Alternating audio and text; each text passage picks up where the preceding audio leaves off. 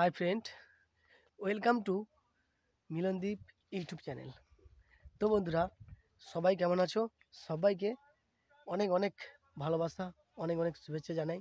আমার বড়দেরকে প্রণাম জানাই, ছোটদেরকে আন্তরিক প্রীতি শুভেচ্ছা এবং ভালোবাসা জানাই।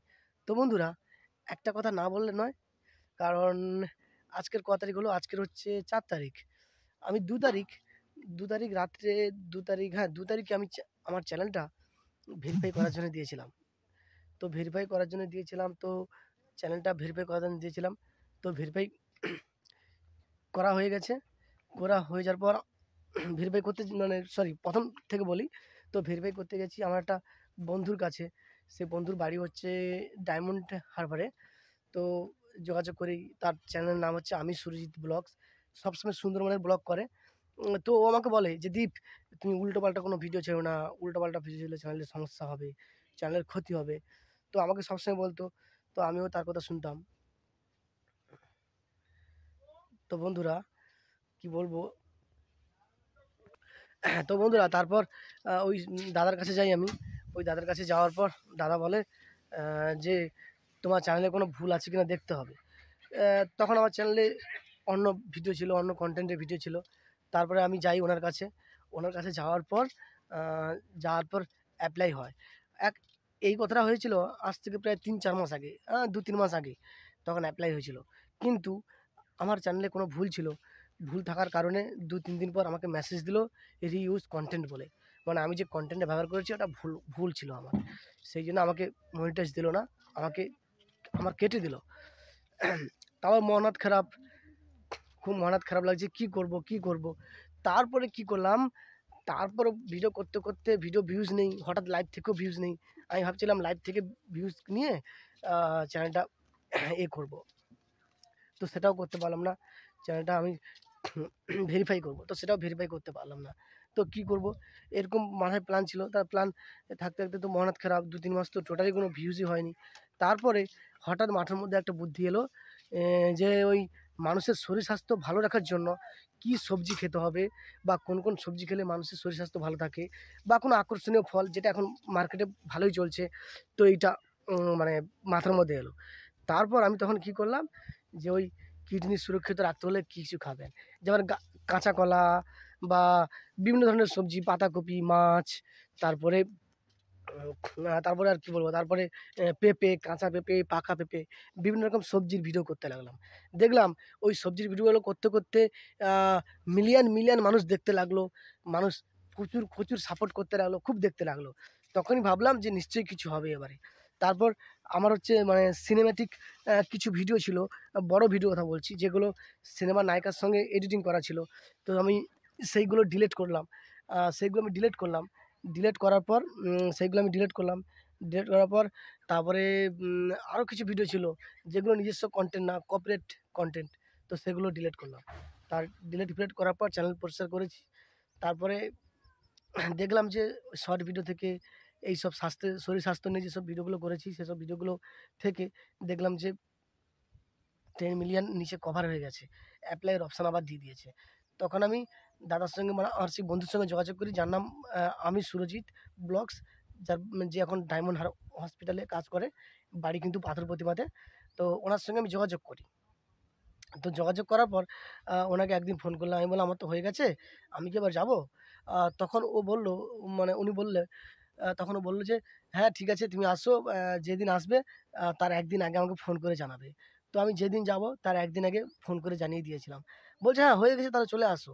চলে আসো, তারপর আর কি সেদিন আছে? রাত্রে আমি ফোন করি। ফোন করার পর উনি বলে, "ঠিক আছে, তুমি যেদিন আসবে সেদিন আমাকে ১ দিন আগে ফোন করে জানাবে।" তো আমি একদিন রাত্রে ফোন করে জানাই। তো আ জানানোর পর আমাকে বলে যে, "ঠিক আছে, তুমি আসো।" তখন আমি রাত্রে ঠিক মতন ঘুমাইনি। একদম ভোরে ঘুম ভেঙে গেছে। পুরো একদম 5:30-6:00 থেকে ঘুম ভেঙে গেছে। তারপর জামা প্যান্ট চেঞ্জ করে, ড্রেস ফ্রেস করে বেরিয়ে পড়ি। বাইক নিয়ে বেরিয়ে পড়ি। বেরিয়ে পড়ে বাইক রাখি কচুপাড়াতে, আমাদের এখানে সাগরে জেটিঘাটে বাইক রাখি গ্যারেজে। ওইটা ওখানে দেখার পর আমি ভ্যাসেল ধরি। ভ্যাসেল ধরার পর গাড়ি ধরলাম। আ গাড়ি ধ গাড়ি ধরলাম যদিও, আবার সেখানেও সমস্যা। গাড়িতে যেতে অর্ধেক রাস্তায় গাড়ি আবার মানে সমস্যা হয়ে গেল। আবার সেখান থেকে আবার গাড়ি চেঞ্জ করে আবার টোটোতে গেলাম। তারপর মানে ওই বন্ধুটাকে ফোন করলাম, সুরিতকে ফোন করলাম, কী রে? আমি বলি, কী করছো? বলছি, তুমি কোথাও কত দূরে আছো? আমি প্রথম বললাম যে আমি রাস্তায় আছি, জ্যাম, গাড়িতে মানে জ্যাম, আমি যেতে পারছি না। বলছে ঠিক আছে, দেখে দেখে আসো, টোটো ধরে আসতে হবে তোমাকে। তখন আমি টোটো ধরে গেলাম। ওখানে, টোটো ধরে গেলাম। তারপরে টোটো ধরে যাওয়ার পর একদম ডায়মন্ড স্টপেজে নামলাম। নামার পর যেখানে ও থাকে সেখানে গেলাম। গিয়ে দেখলাম দেখলাম দাঁড়িয়ে আছে। তারপরে আমি ঢুকে গেলাম। তারপরে ঢুকে গেলাম। ঢুকে গিয়ে তারপরে বললাম যে, বল, বল এবার কাজ করো। বললো, সব ঠিকঠাক আছে তো? আমি বলি, হ্যাঁ, সব ঠিকঠাক আছে। তারপর দুজন বন্ধু গল্প করলাম, কথাবার্তা বললাম। এই কথাবার্তা বলতে তারপর দুজন ঠিকঠাক করলাম যে কীরকম ঠিকঠাক আছে কিনা দেখো। তো একটু দেখে নিল সব ঠিকঠাক আছে কিনা। তারা বললো যে, আমি তখন বললাম যে কোনো স্ট্রাইক ফিস্ট্রাইক বা গাইডলাইনে কোনো সমস্যা আছে কিনা একটু দেখে নাও। তখনও দেখে নিল গাইডলাইনে কোনো সমস্যা ফমস্যা আছে কিনা। তো দেখে বললো, না না, কোনো সমস্যা নেই, এবার ঠিক হয়ে যাবে। তো যাই হোক, তখন দেখলো ঠিক আছে কিনা। দেখলো যে হ্যাঁ, ঠিক ঠিক ঠিক আছে। তারপর ঠিক আছে দেখে তারপর সব কিছু দেখলো যে টু স্টেপ ভেরিফাই করা আছে কিনা। দেখলো যে হ্যাঁ, ভেরিফাই করা আছে। বা অন্য কোনো কিছু সমস্যা বা কোনো কিছু মেসেজ এসছে কিনা, আর সেটাও দেখলো। দেখার বললো, না না, ঠিক আছে, তাহলে এবার অ্যাপ্লাই করে দিচ্ছি। ব্যাস, আগে থেকে সিস্টেম করা ছিল। তারপরে অ্যাপ্লাই হয়ে গেছে। অ্যাপ্লাই করার সঙ্গে সঙ্গে অ্যাপ্লাইটা নিয়ে নিল। অ্যাপ্লাইটা নিয়ে নিল। নিয়ে নেওয়ার পর বলছে, তোমার নিয়ে নিয়েছে 30 তারিখ, মানে জানুয়ারি মাসের 30 তারিখ পর্যন্ত সময় নিয়েছে। 2 তারিখ থেকে 30 তারিখ পর্যন্ত সময় নিয়েছে। আমি তখন ভাবলাম, আমি বললাম, হায় হায়, এতদিন যদি সময় নেয় তাহলে কী হবে? মানে বুঝতে পারছো বন্ধুরা, 30 তারিখ পর্যন্ত সময় নিয়েছে। আমি বললাম, হায় হায়, এতদিন যদি সময় নেয়, জানুয়ারি মাসের 30 তারিখ যদি হয়, জানুয়ারি মাসের 2 তারিখে অ্যাপ্লাই করেছি, 30 তারিখ পর্যন্ত মেসেজ দিয়ে দিয়েছে যে 30 তারিখ মধ্যে ভেরিফাই হবে। তাহলে আমার কী হবে? 30 তারিখে যদি ভেরিফাই হয়, তাহলে সেখানে তো আরও বেশি সমস্যা। কারণ অনেকটা লেট হয়ে যাচ্ছে, অনেকটা পিছিয়ে যাবো। তো তখন কী করবো? তারপরে বললো তারপরে বললো, কিছু করার নেই, এতদিন বন্ধু তোমার ডেট টেনেছে। তারপরে বাড়ি চলে এলাম। মনটা সেরকম ভালো না। আর বারবার ধরে চেক করছি, ওয়াইটি স্টুডিও চেক করছি, বারবার ধরে চেক করছি, ডিলিট করছি, চেক করছি, ডিলিট করছি। তারপর যদিও করলাম, বাড়িতে এসে তারপর মানে রাত্রে ঘুমিয়েছি টেনশানে, সারা রাত খাইনি বন্ধুরা, বিশ্বাস করো। সেদিন রাত্রে কোনো খাইনি, টেনশানে ছিলাম, খুব টেনশানে ছিলাম, রাত্রে কোনো খাওয়া দাওয়া করিনি। তো খাওয়া দাওয়া করিনি, টেনশানে আছি, তোমরা জানো।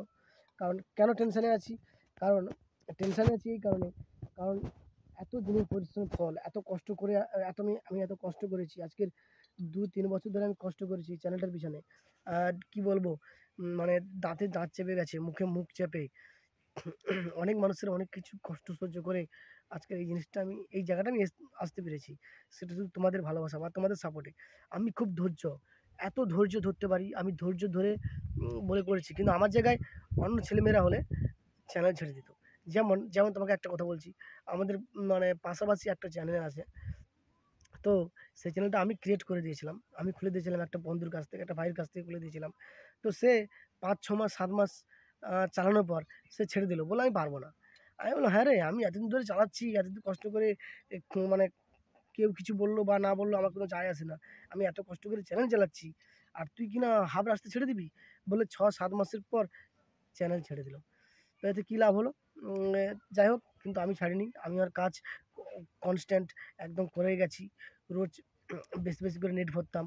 পুরো 25 জিবি করে নেট ভরতাম। নেট ভরে ভরে লাইভ চালাতাম এবং শর্ট ভিডিও এক দিন 20-25টা করে আপলোড করতাম।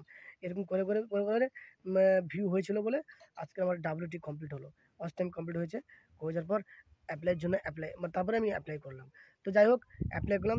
সুরিতদা বলল, তো মেন কথায় ফিরে আসছি তোমাদের। তো বলল, ঠিক আছে, কোনো সমস্যা নেই, এবার তোমার অ্যাপ্লাই হয়ে গেছে। ব্যাস, অ্যাপ্লাই করে বাড়ি আসছি।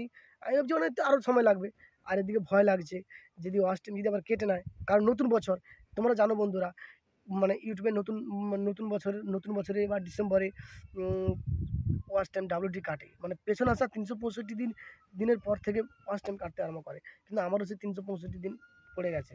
তো আমি ভয় পাচ্ছি, আমি বলছি যদি 30 তারিখ সময় নেয়, যদি আমার ওয়াচ টাইম কেটে নেয়, এবার কী করবো? তখন বললো যে কিছু করার নেই, যদি কাটে তো কাটবে, কিন্তু এতে কী করবে আর, কিছু করার নেই। সেই জন্য একটু ভয় পেয়েছিলাম। তারপর দেখলাম, মানে ভোর 5:30টার দিকে ঘুম থেকে উঠেছি, দেখলাম জিমেলে মেসেজ চলে এসেছে, ওয়েলকাম টু ইউটিউব পার্টনার।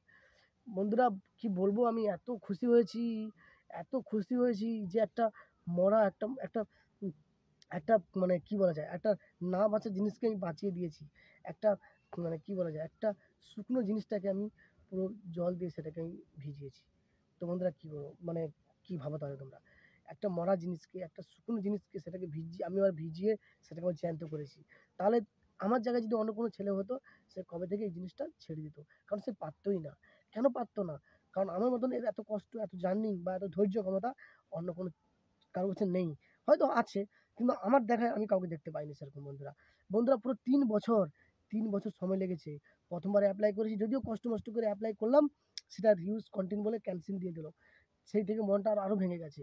বাড়ির পাশে বন্ধু-বান্ধব ট্রোল করলো, উল্টোপাল্টা কথা বলছে, টোন টিটকারি মারছে। যখন ওর ইয়ে বলছে, "তুই অন্য কাজ কর, এইসব কাজ নিয়ে পড়ে আছিস।"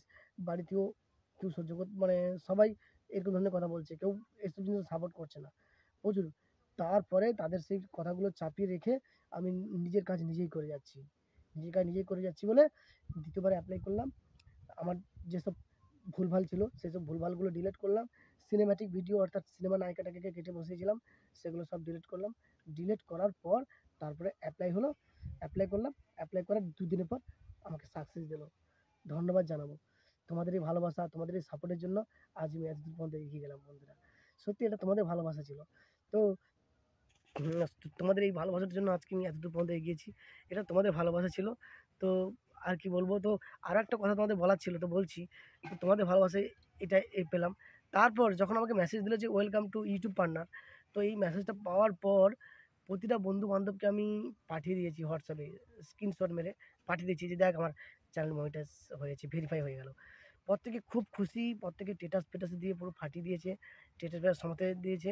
সবাই বলছে যে, "আজকে তুই তোর কষ্টের জিনিসটা তুই পেয়েছিস।" সত্যি খুব ভালো লাগলো। তো আরও একটা ভালো লাগলো, আরেকটা দিদি আছে আমার, এখানে বাড়ি, পুরো মহেন্দ্রগঞ্জে বাড়ি, যার নাম শান্তি ব্লগস। খুব ভালো ব্লগ ভিডিও করে। ওনার চ্যানেলও আমি ক্রিয়েট করেছি এবং ওনার চ্যানেলে অনেক কিছু ভুলভাল ছিল, সেগুলো আমি ঠিকঠাক করেছি। তো কি বলবো, উনি আমি ওনার বাড়িতে আছি, এখন বাড়িতে আছি। আমি এখানে এসে বসে কথা বলছি। তো উনি আমার সামনে বসে আছেন, তো ওনার সঙ্গে একটু কথা বলব। তো উনিও গত বছর থেকে চ্যানেলটা চালাচ্ছে, ব্লগস ভিডিও বানায় এবং ওনার মেয়েকে দিয়ে ভিডিও বানায়। তো প্লিজ শান্তি ব্লগস বলে একটা চ্যানেল আছে, তোমরা পারলে সাপোর্ট করে দিও এবং লাইক কমেন্ট করে দিও। এইটুকু। ও তো ওনার সঙ্গে কথা বলবো। তো চলো ওনার সঙ্গে কথা বলি। তো ওনার সঙ্গে কথা বলবো, দিদিটার সঙ্গে, দিদিটার চ্যানেল আছে। তো প্লিজ ওনার কথাগুলো একটু শোনো, উনি কী বলতে চাইছেন। তো বলো। হাই বন্ধুরা, কে কেমন আছো অবশ্যই কমেন্টে জানাও। আমি ছোট্ট বেশি কিছু বলতে চাই না, কেননা আমি ভালো করে গুছিয়ে বলতে পারি না। আর আমার নাম তো ভাই উল্লেখ কি করলো, শান্তিরানী ব্লগ বলে। আর আমি তোমাদের পাশে এইটুকুই বলতে চাই যে এই ভাইটা সত্যি পয়সাও আমাদের পাশে নেয় না। ছোট মানে আমরা ছোট ফ্যামিলির, এত পয়সা দেওয়ারও আমাদের সামর্থ্য নেই, এই জন্য আমরা আইডিও খুলতে চাইছিলাম না। তা উনি আমাকে বলল যে তোমার নিজের কাহিনী অনেক কিছু আমরা শুনেছি। আমি ফেসবুকে ছোটোখাটো শর্ট ভিডিও করিয়েই থাকি। তো উনি যখন বলল যে একটা ইউটিউবে চ্যানেল খোলো, যাতে তোমার মনের কথাগুলো অন্যান্য প্রকাশ করতে পারে বা বুঝতে পারে। বা তো ভবিষ্যতে কিছু। ভবিষ্যতে যদি কোনো কিছু উঠে দাঁড়ায়, তো সত্যি এই ছোট ভাইয়ের জন্য আমি অনেক উপকার পেয়েছি। আর আমার আইডিটা খুবই খুবই ভালো চলছে।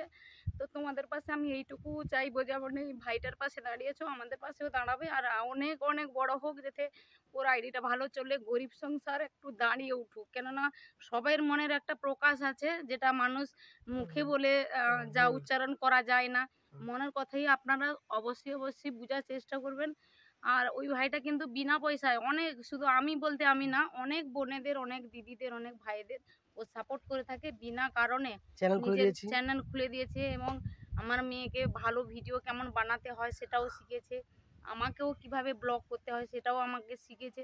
কম কম করে, আমার তো পড়াশোনা কম, তো আমি আশা করব ওর পাশ থেকে কিছু কিছু করে শিখবো। আর ছোট ভাইয়ের মতো আমাকেও যেমন সাপোর্ট করবে, ওকেও তেমন সাপোর্ট করবে, ও যেন আরো বড় বড় হোক। তো বন্ধুরা শুনলে, তো ওনার কথা শুনলে, উনি খুব কষ্ট করে ভিডিও বানায়। তো যাই হোক, এইটা হচ্ছে ওনার বাড়ি। ছোট্ট এই ঘরে থাকে। এই দেখতে পাচ্ছ এই ছোট্ট কুঁড়ে ঘর। এই দেখতে পাচ্ছ এই ছোট্ট কুঁড়ে ঘর। এই ছোট্ট কুঁড়ে ঘরে উনি থাকে। তো বন্ধুরা আর কি বলবো, তো ভালো লাগলে প্লিজ পাশে থেকো। এইটুকু। সবাইকে টাটা।